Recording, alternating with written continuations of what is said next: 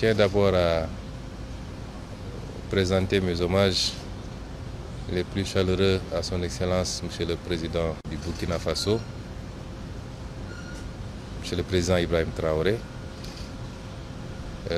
Remercier Monsieur le Premier ministre et tout son gouvernement pour l'accueil chaleureux qui nous a été réservé depuis notre arrivée. Lui transmettre les salutations de tout le peuple sénégalais, à la tête duquel son Excellence Monsieur le Président Bassirou Diomaye Diakhar Faye, qui a bien voulu autoriser cette mission sur invitation de mon homologue du Burkina Faso pour deux objectifs.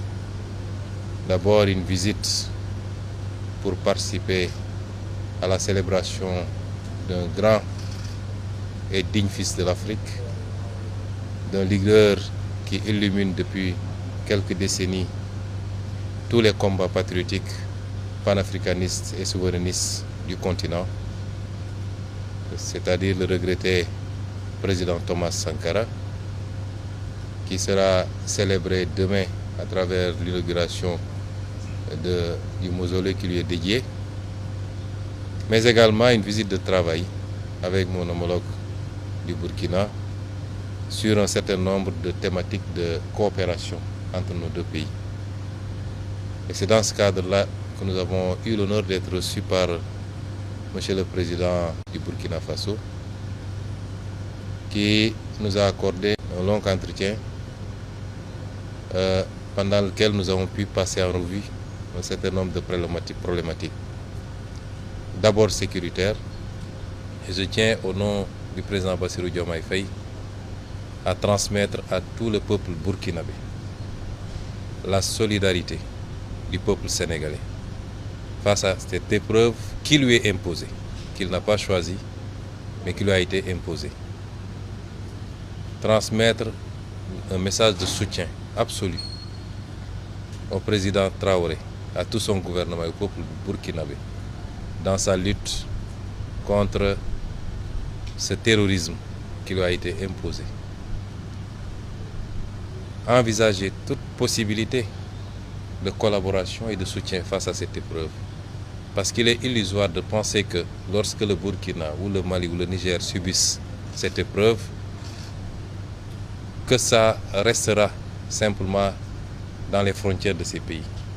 Nous savons tous que nos destins sont liés par l'histoire et par la géographie. Et qu'aucun de nos pays ne peut être épargné par cette gangrène si elle continue à s'épancher à travers l'Afrique de l'Ouest. Et c'est pourquoi le Sénégal, au-delà de la manifestation de la solidarité, n'exclura aucune forme de collaboration pour soutenir nos frères dans cette épreuve. Dans le cadre bilatéral également, envisager la poursuite de cette collaboration qui est très riche déjà d'une vingtaine d'accords entre nos deux pays, mais une vingtaine d'autres accords qui sont aujourd'hui en cours de discussion et qu'il faudrait rapidement finaliser pour pouvoir renforcer la collaboration bilatérale, mais également la collaboration multilatérale dans le cadre de l'espace que nous partageons en commun. J'ai été très ravi d'écouter le président Traoré pendant de longues minutes nous exposer un peu la situation, mais également nous faire étalage de la résilience du peuple burkinabé face à cette épreuve. Réitérer son ouverture et celle du Burkina Faso à rester un facteur d'unité africaine, d'unité dans la sous-région, un facteur d'ouverture dans la collaboration à la fois économique et sécuritaire. Parce que j'ai tendance à dire que ce continent n'a que ces deux défis. Et tout ce que nous devons faire doit tourner autour de cela.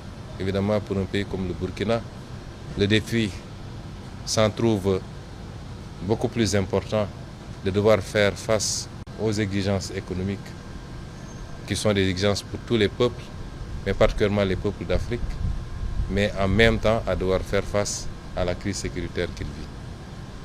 Ce qui est important, c'est l'ouverture que nous avons sentie, la disponibilité Nous ne sommes plus dans un monde fermé, a fortiori dans une sous-région.